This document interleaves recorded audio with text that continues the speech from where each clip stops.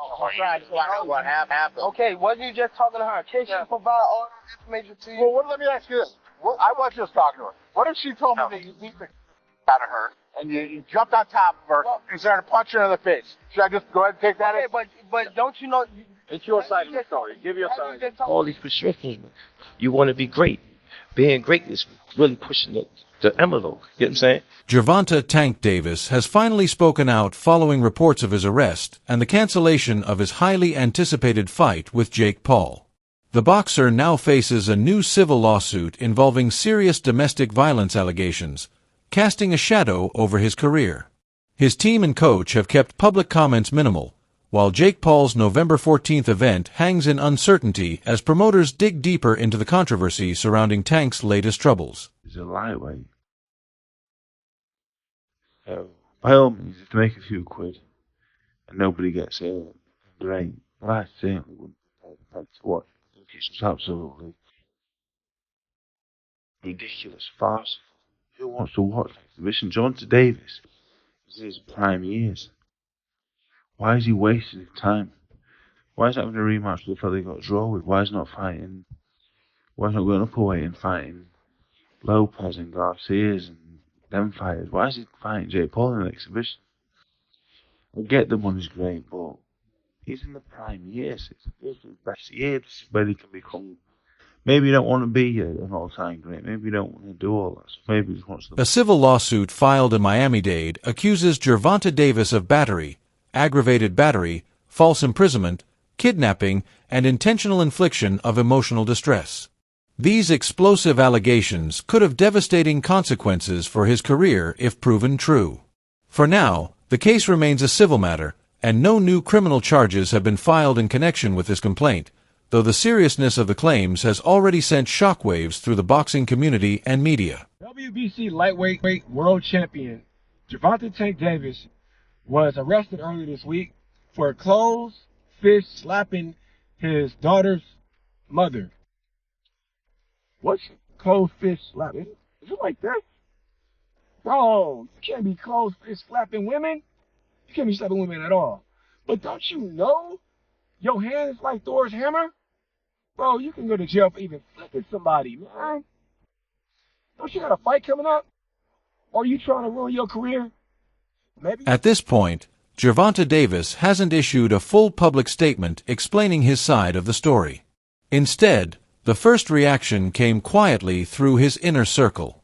His coach shared that Davis is doing great and that the team is still trying to understand the situation. It's a cautious, carefully worded response, one designed to keep Davis out of the media spotlight while his legal and promotional teams handle the unfolding crisis. Meanwhile, Jake Paul's most valuable promotions officially confirmed that they've launched an internal investigation following the lawsuit's emergence.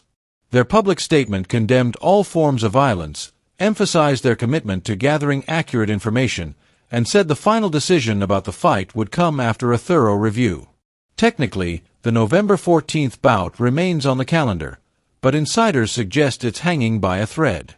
According to multiple reports, including journalist Dame Mara's update on X, the event will almost certainly be cancelled rather than merely postponed.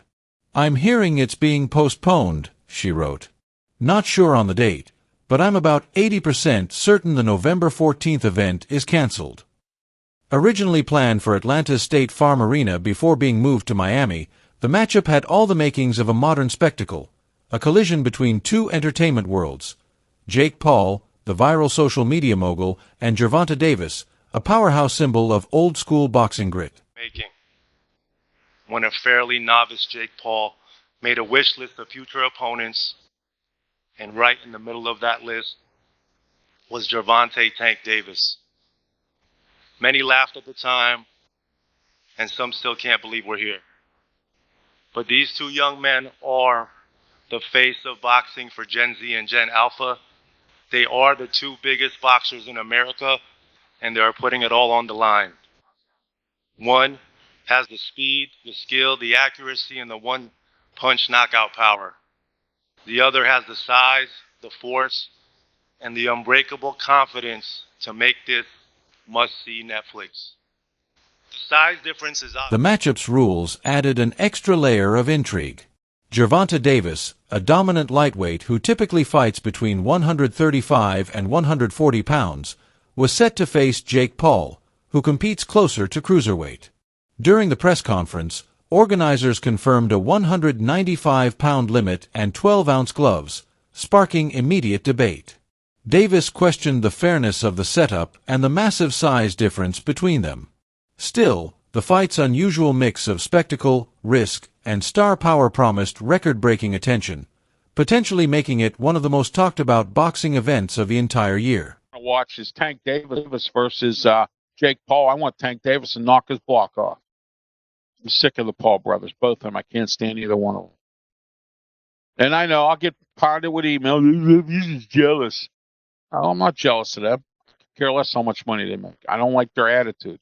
I don't like the way they conduct themselves. I don't like the way they think, you know. Boxing fans across social media are growing increasingly skeptical of Gervonta Davis, accusing him of dodging elite contenders like Shakur Stevenson and Teofimo Lopez in favor of a big-money fight with Jake Paul. Many believe his recent choices show a shift from pursuing genuine competition to chasing lucrative paydays, arguing that financial gain, not sporting ambition, is now guiding his career decisions, leaving fans divided over his true motivations inside the ring. We wouldn't go ever fight like no Shakur Stevenson, no Keyshawn Davis, no Teofimo Lopez, no many dudes. You know what I'm talking about? We gotta think and look at Tank Davis' whole career. He done made some bread. But at the end of the day, all that bread he made, when it's all said and done, he ain't gonna get no respect from his peers. So we gonna look down his resume and we gonna be like, he was trash, he was some trash, he was some trash, he was alright, but he was never like that. He was okay. He was some trash, he was some trash. He ain't. Originally, Gervonta Davis was expected to face Froch in a rematch after their first bout ended in a controversial majority draw. It was supposed to be a chance for Davis to close the chapter and solidify his legacy with a clear victory. But when the offer to fight Jake Paul appeared, with global attention and an estimated $50 million payday, his team quickly shifted gears. The temptation of massive exposure and financial reward was too strong to ignore. Sports analyst Stephen A. Smith didn't directly condemn the move, but pointed out how modern boxing's priorities have changed. Legacy-building matchups are often sidelined for crossover events that generate viral buzz and record-breaking pay-per-view numbers. For Davis, this fight isn't just about competition. It's about stepping into a global spotlight that stretches far beyond the traditional boxing audience. He's in a division where he's got killers all in his division. You know, Shakur, Haney, who's 147. You know, you look at Tio, for example, Keyshawn, and then you choose to fight someone like Paul. Surely that's a concern when you do look at it like that. Yeah, but again, it's the world we're in. If you can get a huge amount of money to fight someone who's never boxed, really, before, you're going to do it. You know, Floyd Mayweather boxed Logan Paul with a huge weight disparity. He was done by then. I know. He was done. Like, this is an active world champion. But it's the world we're in. Yeah. And that's the truth. You know, when it comes down to it. It's just like Conor McGregor fighting Floyd Mayweather. Two completely different sports. It was the biggest pay-per-view in recent times, wasn't it? Maybe if ever. Yeah, those are like different comparisons, though, if you think about it. Do you not like? Yeah, but the sport's in a wild place, isn't it? That's just, like, I'm just like the reality of where we are, you know. And can't really say much when we're talking about Jake Paul fighting Anthony Joshua at the same time. Yeah. You know. Do you think Tank should get stripped of his title? Yeah, I think anyone who, just in general, doesn't defend their title to do something else should get stripped because it shouldn't hold the belts up. You know, in any, like, I think that should be the reality in anything. You know, if you're not going to defend your belts, or you're not defending, sometimes there's the rules, obviously, if you fight for a belt at a higher weight, you can retain the belt until there. But if you're not, don't have intention of defending the belts, you shouldn't hold the belts up. People should get the opportunity to fight for them. What happened with the failed negotiations between AJ and Jake Paul? I think anything's still possible. That was always discussed for next year. You know, this fight's November, early part of next year. Former world champion Froch didn't hold back, calling the entire situation an absolute joke. He revealed that Jake Paul had been close to sealing a fight with Anthony Joshua, reportedly 99% finalized, before abruptly switching to Gervonta Davis, a fighter nearly half his size. Froch slammed the move as a publicity stunt, arguing that Paul cares more about spectacle than genuine competition. Meanwhile, Most Valuable Promotions co-founder Nakissa Bidarian defended the matchup, saying the size difference wouldn't decide the fight and that Davis's skill and experience make it compelling. He claimed the bout was long in the making, emerging after a failed Canelo-Alvarez negotiation. Analysts like Joe Rogan and Paulie Malignaggi agreed the risk for Davis is massive, given his champion status and smaller frame. Rogan questioned if Jake is truly ready for an elite fighter in his prime, while Malignaggi warned that Davis's legacy could take a hit if he loses. Yet Jake's former sparring partner insists Davis's power will overwhelm him, calling it a level beyond Jake's experience. Even UFC legend Daniel Cormier admitted that Paul's discipline and marketing genius have revolutionized how boxing reaches mainstream audiences, blending entertainment and sport like never before.